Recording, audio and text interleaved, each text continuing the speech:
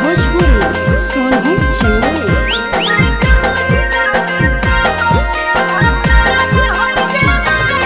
कहवा के लंबे लंबे तार है गे माई, कहवा के लंबे लंबे तार है गे माई, से कहवा के पसरल बाजार है गे माई, से कहवा के पसरल बाजार है गे माई। कोदबरिया में लंबे लंबे तार है गे माई, से केनुआ तोरी में लंबे लंबे तार है गे माई, से सोनो में पसरल बाजार है गे माई, से जमुई में पसरल बाजार है गे माई।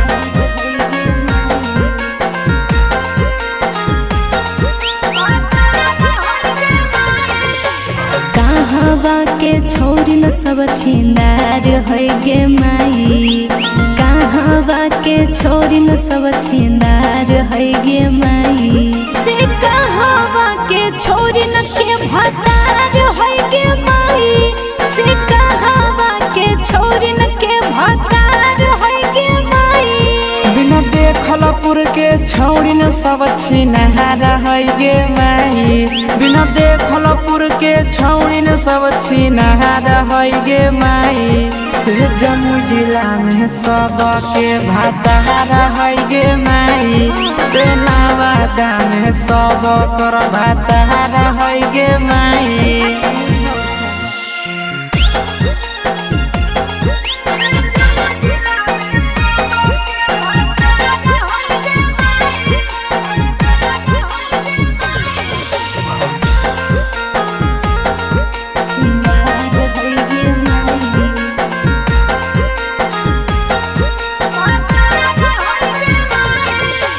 कवन छोरी अभियो कुंवार है गे माई, कवन छोरी अभियो कुंवार है गे माई, केकरा जोरे भागेल तैयार है गे माई, से केकरा जोरे भागेल तैयार है गे माई। छौड़ी पतर की कुंवार है गे माई, छौड़ी सबर की कुंवार है गे माई, सवा जोर भागेला तैयार है गे माई, नंदनवा जोर भागेला तैयार है गे माई। देखला छे ना में।